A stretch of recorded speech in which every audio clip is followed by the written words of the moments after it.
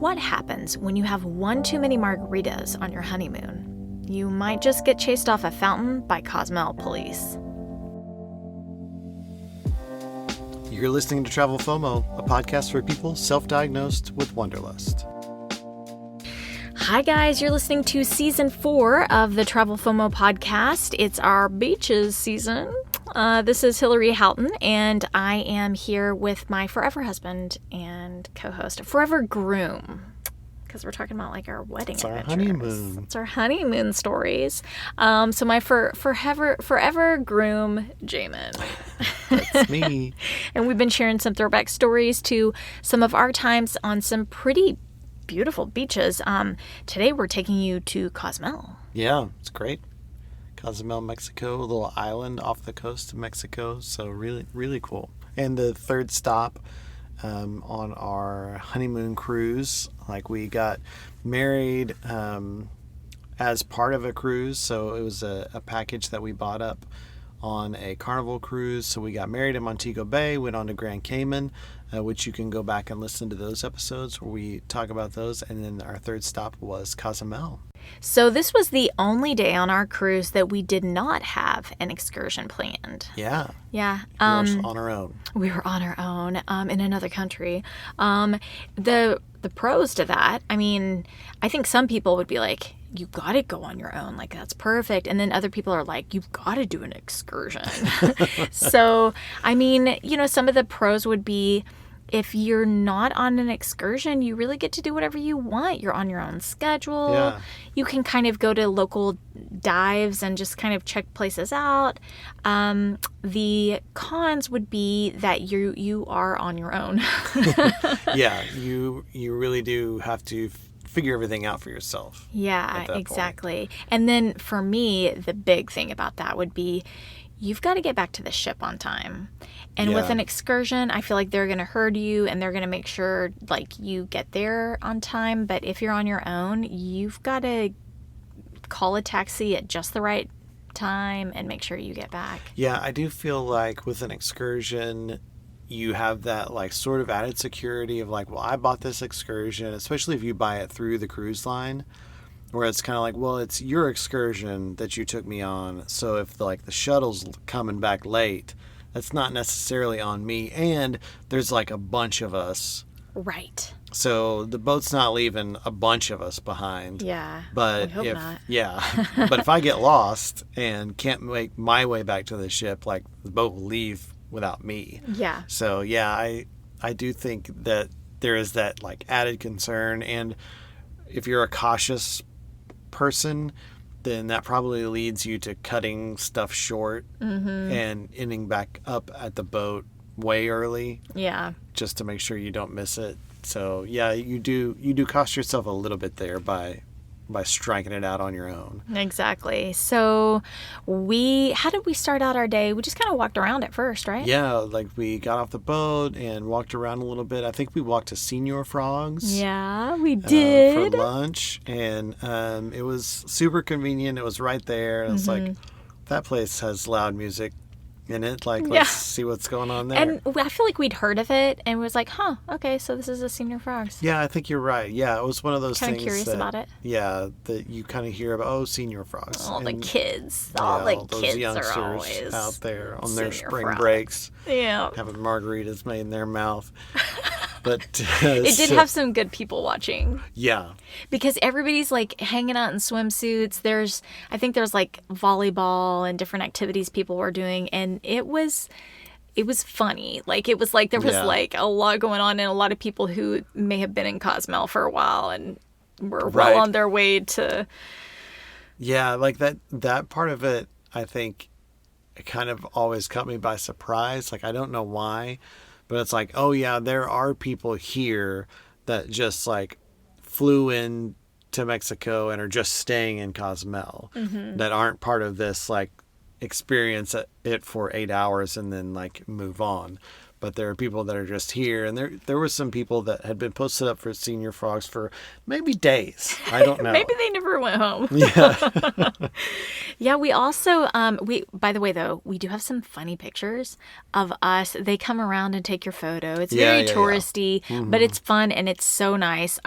I'm a big fan of always buying photos when they take your photo somewhere. Just You do buy like it. to buy the kiosk photo. It's just a picture's worth 1,000 words, and so I'm willing to pay money for it. And yeah, I feel like all of those type of photos with us always end up being a little funny though, like unintentionally. what are you saying? Well, like I remember we went to Vegas, and one of our Vegas we did a green screen photo that's supposed to like superimpose like the Vegas city behind us. So you're standing in front of a green screen, but Jeremy Nelson is in the picture and he's wearing a green shirt. So it's like us in the picture and this floating head, like just his face up in the Vegas skyline. Man, we should have posted that with all of our Vegas stuff. Yeah, Oh, so that's a good one. there's that one, and this one at Senior Frogs, like they take your picture, and then they also like they had us kiss and took our picture kissing, and they put your kissing picture in a heart kind of in the corner of the photo. Well, in our photo, that heart happened to be right on my chest, and I was wearing a plain white t-shirt, so it looks like I'm wearing a t-shirt with a picture of us kissing.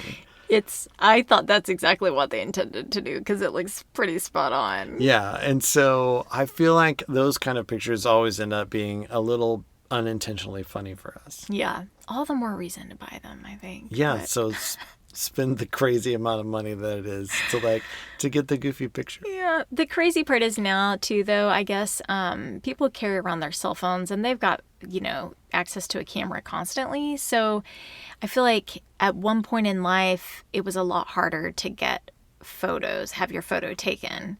Yeah, And yeah. more and more, like you see less of those because you might see like a selfie station or, like a place where people take photos, but they do it with their cameras. And so that's and nice. Also, like back in the day, Back then. like when we got married, your camera, like you're taking around a camera to take pictures with, and like so in a beachy place, you've probably got a disposable camera, something like that, and asking someone to take your picture is kind of a little bit more of an ordeal. You have to teach them how to use your camera, and you have to hope that they do it correctly. Yeah, that it's that's not just right. like a picture of like the sky or their thumb or something like Yeah. that. So it was always more of a risk back then, whereas now with like phones, you could see it and delete it, ask somebody else to take it, or they'll look. And Yeah. I feel like you girls have like a girl code when you like ask each other to take pictures, because every time that a girl asks another girl to take a picture of a group, they always come back with like, here, take a look at it. I took 3 or 4 to see it to make sure that I got a good one. And you Yep. all have like coached each other up on how to do that. So Oh, yeah. it's a lot easier And you're process welcome, now. ladies. So what else did we do? We took a cab out to a beach. Yeah, Paradise Beach, right? Paradise Beach, where your cousin, Ann Rosales, had told us about some great margaritas that were there and that it was just a fun beach. And honestly, I didn't know what to expect from the different kinds of beaches that were in Cozumel. I just didn't know what Cozumel beaches were like. Yeah, We me just either. come from Grand Cayman, where it was pretty legit. Yeah, incredible. Yeah. So these weren't quite the same. No, they weren't like fine white sands. It was a little coarser. Yeah, it's like coarser sand. Yeah, Yeah. maybe some pebbles and stuff in there. So it was like maybe not as like soft sand, but it was really still a great beach. It was a little windy It that was day. a pretty windy day. And yeah, we probably should have gauged the wind a little better and maybe asked like, hey, on a windy day like this, where should we go? Yeah. I feel like maybe we could have ended up better off. But Yeah. it was still a nice beach and had like a great beach bar. And the margaritas were good. Yeah, the margaritas were really good. That was definitely on point. Yeah. And then like when we got back, so we took cab out there, got a cab back, and we walked around and shopped a little bit, and then you decided to do a little photo shoot on top of a water fountain. I mean, why not? When you've had enough margaritas, you just go, you know what? I think I look pretty great. I think you need to take my picture. Yeah, and it's all fun and games until the federales show up. And actually, in one of the pictures, I have a picture of you and then the justice of the peace down there whistling. Blowing a whistle at me. Yeah, blowing a whistle to stop you and potentially take you to jail for violating the sanctity of the fountain. Oh my gosh. What's really funny looking back is that, like, I think those were probably like some Mayan ruins or something. Or they're made to look that way. Yeah, it was a small replica of a Mayan, a Mayan pyramid. Yeah, it might be a little like, and you're like, I'll just climb up there and get my picture taken. I'm just gonna get up there. And I was so happy, and I like had my hands in the air and everything. I was just like, yay, this is great. Yeah. And then there's this police officer with his hands in the air blowing a whistle. And yeah, so funny. Yeah, I had to convince him that I would take you back to the ship right away. Did you really? He was pretty upset, and I was like, I'm sorry, sir. I'll take her back to the boat. And then he make her settle down. Yeah, I think he had some like teenagers to scold for skateboarding or something. Yes, so I'm sure. I'm sure there's someone who'd had more margaritas than me out there that he had to go take care of. Yeah, he just Senior Frogs hadn't opened the gate yet. When you're planning a trip, what are the tools that you use? Have you ever thought about a way to do it better, to plan more efficiently, to save money and optimize your time? We all have some kind of limits to our resources, our time, money, energy. Let's find a way to make the most of them. Let's find a way to help each other take the best possible memories with us when we head home from a journey.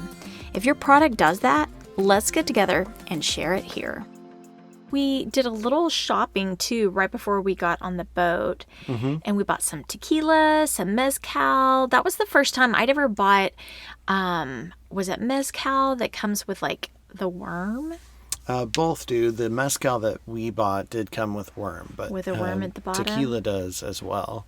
Yeah. It just depends on what you get. But, I just thought that was like, oh, that's crazy. If you haven't ever like bought a bottle with like a bottle of tequila or mezcal with a worm in it, it's like kind of crazy. Yeah. It was definitely new. Okay to do. Yeah. So and funny. The tequila was actually really, really good. Yeah, we got some nice tequila. Yeah, I don't think I'd ever had like really nice tequila up until then. Oh, yeah. So there are rules, too, about having, whenever you buy liquor on an island or at port, basically, if you're on a cruise, you buy liquor at port, you need to hand that over. So whenever you get back on the ship, they take that from you, and then you get it back later on. So if you think that you're going to buy some nice wine or liquor that you're going to drink on the cruise ship, you won't. Yeah, you're wrong. You will get it right before you exit the ship on your way home. So. Yeah, and you need to pay attention too to how much you get because you have to declare all that to customs when you get back to the U.S. And there's amount limits, and then I think if you have too much, you get taxed on it, something like that. Yeah. So, yeah, just kind of look into that, read all that. But I did not know until Jamaica when we bought alcohol there that like they hold on to it for you until you get off the boat. And so yeah, you're right. If you think you're buying it on the cheap and going to take it back and party in your room that night, that's not going to happen.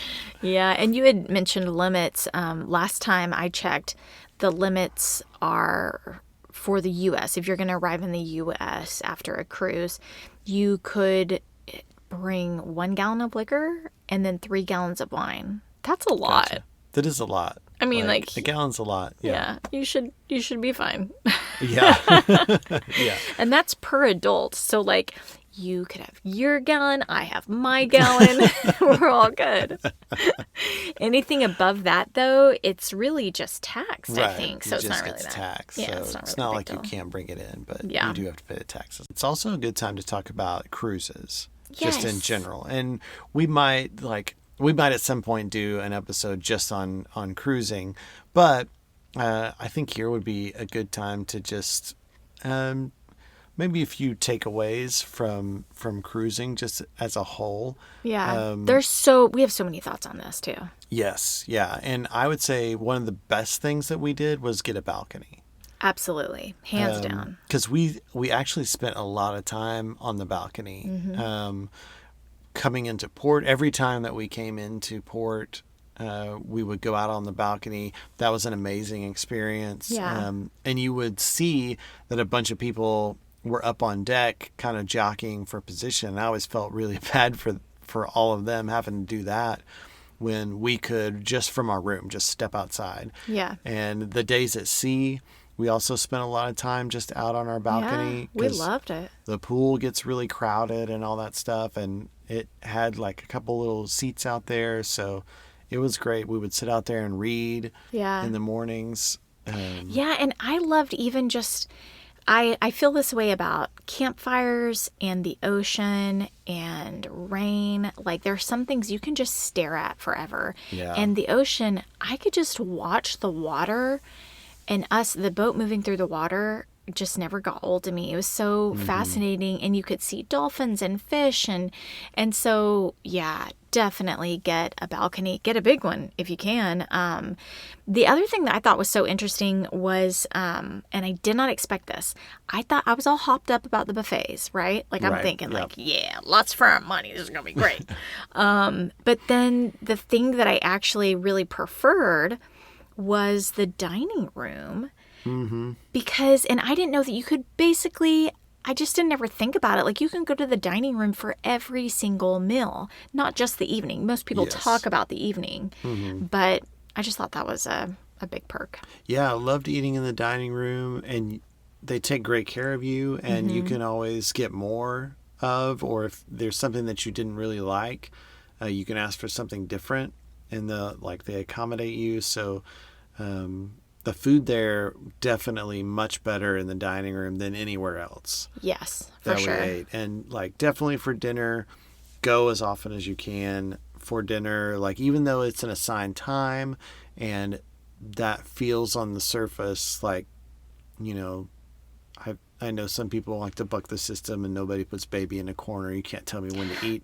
But if you'll go to the dining room on time for your dinner, you'll really like it. And then go for breakfast. Yeah. And breakfast, it's just a window of time you can kind of show up and get seated, but great breakfast in the dining room. Yeah, we really liked that. And you do get seated at a big round dining room table for breakfast.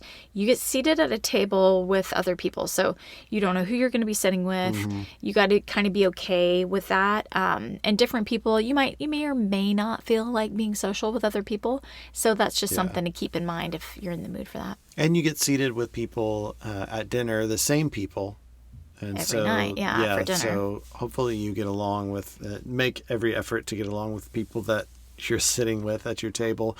But if you're traveling with a group, you can let the cruise line know, and if possible, they can accommodate and sit you with the rest of your group for dinner. Every night, yeah. That's Which would be a awesome. great way for everybody to kind of do their thing, and then every evening you know that you've got a checkpoint where everybody's coming together to still spend time together. I think that would be great. I think my family would love to cruise together. Yeah, Where we all get to be together in the evening for dinner. The other thing that happens every evening is that you have the same waiter at dinner every night. So he gets to know you. You get to know him. You also have the same housekeeper every day, and so you have these same people that are bringing you service and kind of caring for you along the way.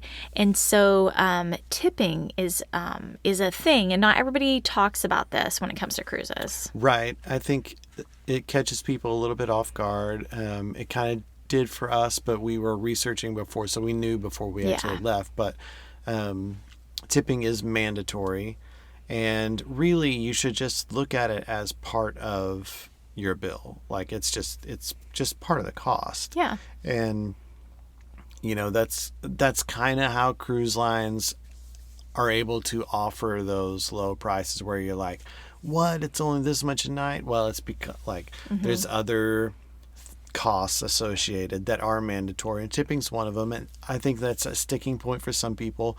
But if you just look at it, I almost wish that they would just call it like service charge or like something like that. Service fee. But you can tip above the amount if you so choose. But there's a set amount, and then if you got really taken care of very well, you can choose to tip above that if you would like to. Yeah, it's still so affordable if you were to look at it. Absolutely. Per day, per person, per meal. Oh my goodness. Yeah. So affordable. And on those cruise ships, it's so many people from so many different ethnicities and places and countries that it really is a cool collection of people that you meet that work on the ship. Yeah, good point. Because we had, for us, part of our wedding package was a photographer, Lau. He worked on the cruise ship, and then our, like you said, our waiter, the maitre d', and like the room service staff, like everyone's from somewhere different. So you get to meet this great collection of people from all over the world. Yeah. Fun fact. My brother Wes and I talked about working on a cruise ship, and we were going to work on cruise ships and just, make tons of money and maybe like perform, like sing and sing and dance. Well, I would do some singing and dancing. He's more of the, live music artist kind of guy. I think you could have gone for like an Osmond kind of vibe. I mean, definitely we could pull that off for sure. But no, that's my vibes. Wes is much different. But we did talk about doing that, and I remember thinking like that'd be so fun just to go see the world for, just sign one contract, 6 months to 9 months, and like go do it. I wish I kind of had known that was an option when I was really young. To say like, hey, rather than like go to college right away, like go work on a cruise ship for 6 months and see that and like get a little bit of that kind of experience under your belt first. Yeah. It would have been fun. I do hope that cruises, they really regain their popularity after COVID. Yeah, I hope they recover too. Like it kind of seems like, I feel like every time that they're like, hey, we're back, you hear stories about like outbreaks and things like that. So hopefully they'll become less and less that way, and it can be what it was again. Yeah, for sure. So you mentioned fees and stuff like that. Mm-hmm. That is something that people do want to keep in mind, that it could get expensive if you're not careful, because you can charge a lot of things back to your room and just not be thinking about how your bill is racking up. So depending on the package that you purchase, oftentimes alcohol is not included in the price of your ticket. So if you are buying alcohol, that's extra, and everything gets charged. You're charging everything back to your room with your card. So those little extras, when you're not actually seeing and signing for the dollars, it can all just kind of disappear into the ether and then greet you on the back end when you're done with your cruise. Yeah. So just be careful, but stuff like alcohol or like the spa, if you go to the spa, if you shop in the shops, those kinds of things, babysitting, some room service, depending on where and what you got going on. So just be aware of the package that you bought, and be thoughtful when you purchase your package, what you really want to do and what you really want your experience to be like. And then remember what you bought when you're on the cruise ship so that you don't continue to buy stuff that is going to sneak up on you. Yeah, exactly. Gosh, what are some other tips? Just be aware that the weather that you have while you're at sea might not be exactly what you signed up for. It might not be the weather that you are expecting and that you'll see on the islands that you arrive to. So I just thought that was interesting. Yeah, depending on the time of year, when you leave, just understand like it may take you a little bit to get to the great weather. Yeah. And like I think just for the times that you are at sea, the motion of the boat. Oh, right. Because it is definitely not like being on a small boat where you're not having trouble walking, you're not stumbling, like those kinds of things. But when you're holding really still, especially if you're laying down, you can feel the motion of the boat. And I remember, like, for some people it makes them sick. I feel really bad for those people. Yeah. For us, it just made us really sleepy. Yeah, so sleepy. Basically, anytime we came back to the room, I would be like, don't sit down. We got to keep going. We got to keep going, or the day will be over. Yeah, I remember several times us, like, getting ready to, like, we would go to dinner, and then we'd be like, okay, we'll go back to the room for a little bit, and then we'll go out. And you would be, like, getting ready to go out. And after the first or second night, I had to remind myself, like, do not sit down on the bed or Yeah. you will instantly be asleep. Yeah. And Hilarie will come out of the bathroom ready to go and you will be asleep. Yeah. But it did make for really relaxing when you were ready to actually go to sleep. Yeah, if you wanted a nap, you could really get one really fast. And the thing that I really think about is that whether you're sick or you're sleepy, either way, you're missing out. You know? Yeah. So it's time taken that away from FOMO. you. Yeah. FOMO Well, will get you. you do not want to miss out. And the other, like, thing just to be conscious of aboard a cruise ship is that you'll be very aware of, like, the people around you because you are in such a confined space. So just remember that not everybody's nice and not everybody's courteous. And there'll be those, like, really annoying or rude people that show up and bump into you and maybe, like, cut in front of you in line or say something rude or just are loud and obnoxious and those kinds of things. But you see those same people over and over again throughout your week. I feel like if you're in a big city and somebody's kind of a jerk, you don't, like, they're gone. Right. And you don't see them again. But on a cruise ship, the next morning at breakfast, you're like, there's that lady. There's that lady that was a jerk last night. There she is. She's right over there, just eating all the cake again.